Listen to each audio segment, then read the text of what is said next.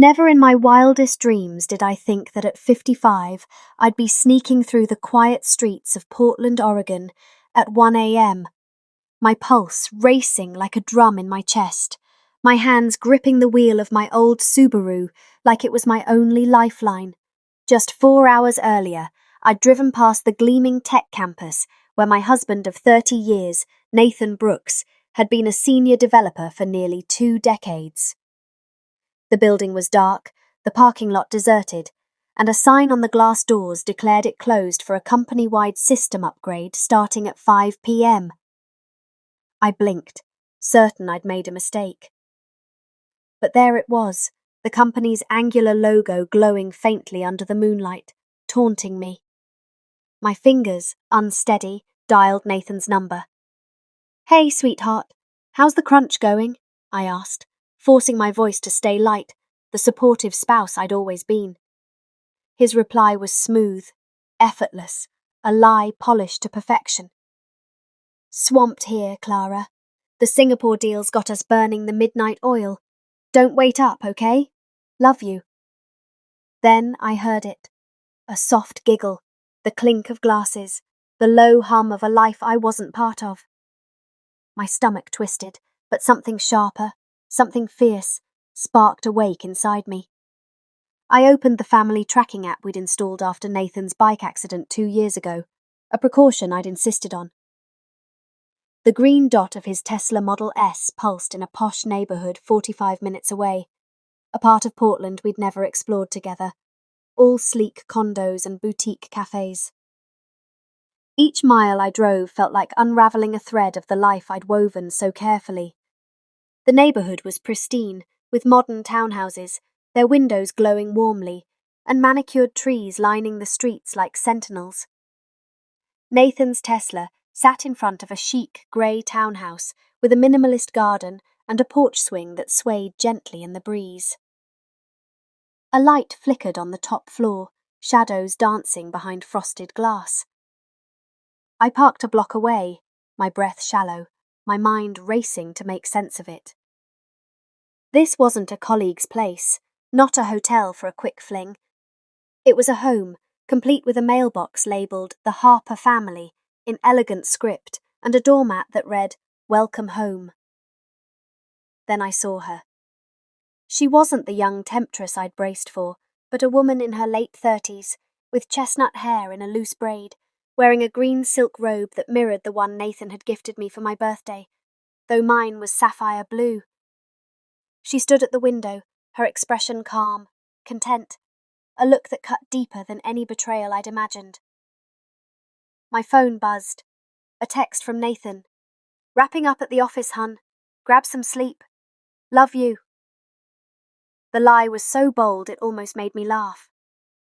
I checked the time. 1:12 a.m. How many nights had I spent alone, cooking for one, while he lived this secret life? A girl appeared beside the woman, maybe 8, with Nathan's sharp cheekbones and curious eyes.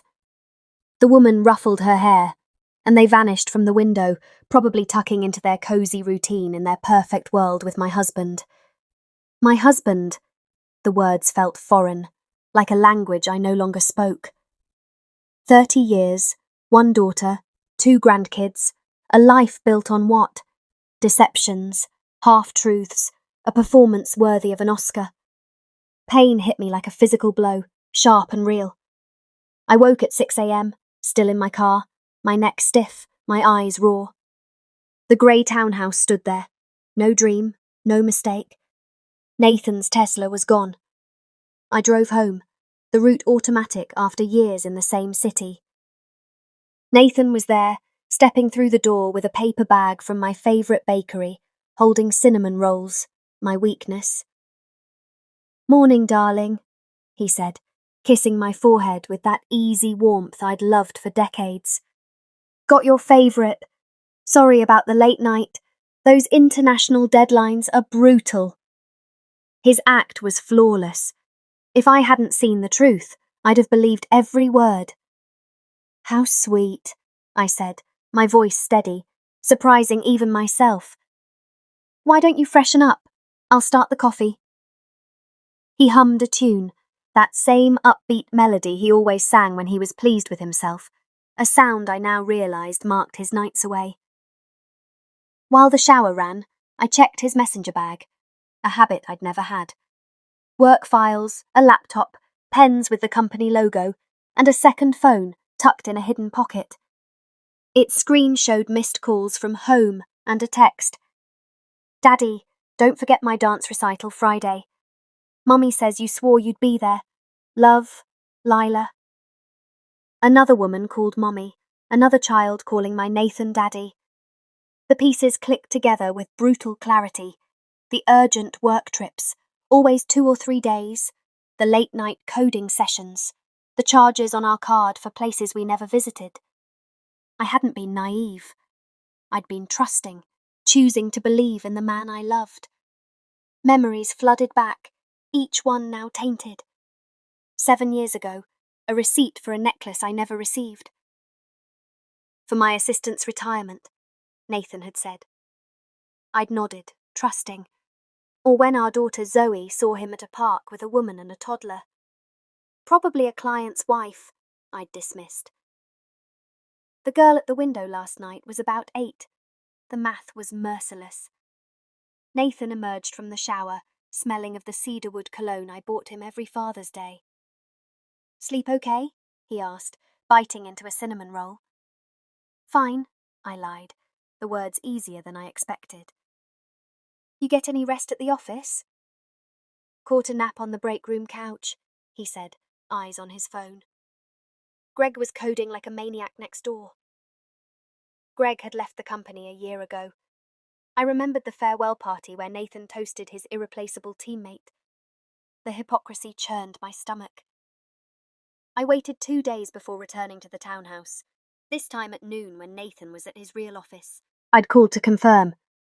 I wore a hoodie and jeans bought with cash, sunglasses, my hair under a cap. The old Clara was gone, replaced by someone new, someone awake. The woman, Elise, stepped out at 12:45, pushing a stroller with a baby no older than a year. Another child. Nathan's double life wasn't just a decade old. It was ongoing. I followed her to a trendy coffee shop, keeping my distance, pretending to scroll my phone. She met friends, all with kids, chatting about nap schedules and preschool applications. "Elise, you're so lucky," one said. "Ryan's such a hands-on dad." "Ryan. My Nathan was Ryan here." "He's amazing," Elise said, cradling the baby. "His job's demanding, those 3-day trips, but he's all in when he's home." Those trips were my time with him, my shift in his double life. I overheard more. Lila's dance classes, the baby's first words, Ryan promising a family vacation to Hawaii. I left when Elise showed a photo of Nathan, my Nathan, on a beach, Lila on his shoulders, Elise glowing beside him. It was the same resort he'd taken me to for our 25th anniversary, claiming it was a work perk. At home, I dug deeper. Bank statements revealed transfers to an account I didn't know, charges for dance lessons, a private preschool. Nathan was funding 2 lives. I hired a private investigator, Maria Cortez, a no-nonsense woman with a knack for uncovering secrets. "Everything," I told her. "Every detail." A week later, Maria delivered a folder. Nathan Brooks was also Ryan Harper, with a second social security number, a consulting business, and a marriage certificate to Elise Harper, dated 9 years ago. Bigamy, fraud, a second life built with my family's money, including my father's inheritance, which Nathan had invested for us.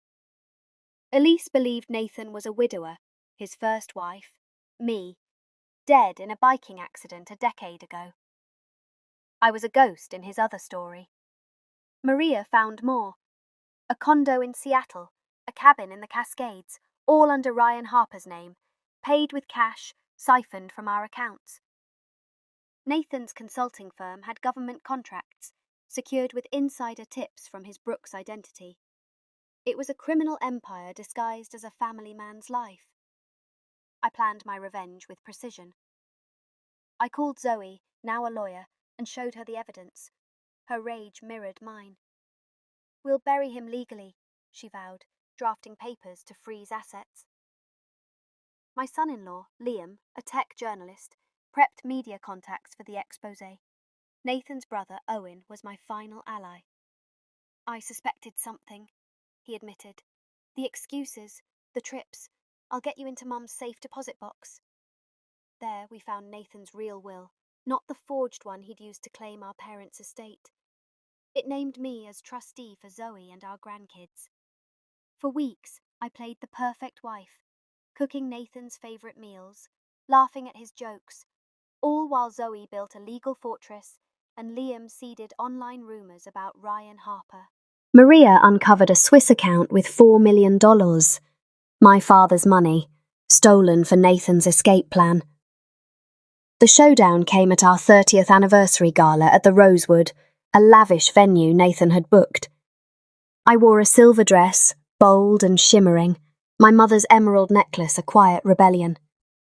Nathan, in a charcoal suit, charmed our 60 guests, colleagues, friends, family. At 10 p.m. he stood, glass raised. "Clara, my rock, my love," he began, his voice warm. 30 years of joy, of partnership. Will you stay by my side for 30 more? He offered a sapphire ring and the crowd cheered. I stood smiling and took the microphone. 30 years is a lifetime to uncover truths, I said, my voice steady. I played a recording. Nathan's voice, promising Elise he'd be home for Lila's recital, laughing about my blind trust. The room froze. Nathan's glass shattered, photos flashed on a screen, his second wedding, Lila's birth certificate, family vacations. 30 years of lies, I said. Bigamy, fraud, theft. Zoe handed him divorce papers. "Sign or face prison," she said. Liam's media contacts were already live tweeting. Owen revealed the forged will.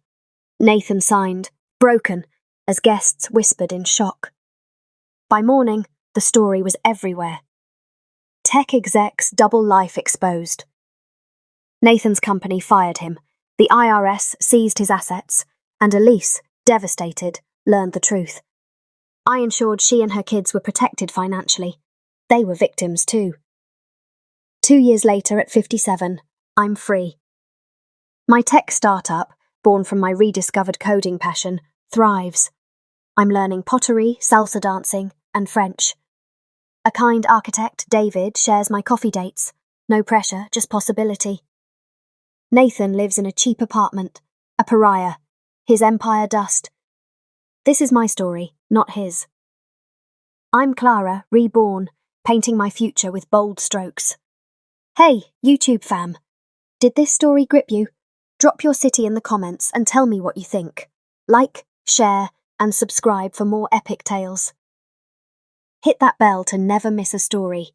Check out the 2 new stories on your screen, and keep the love coming with a super thanks. See you in the next one. With heart, Clara.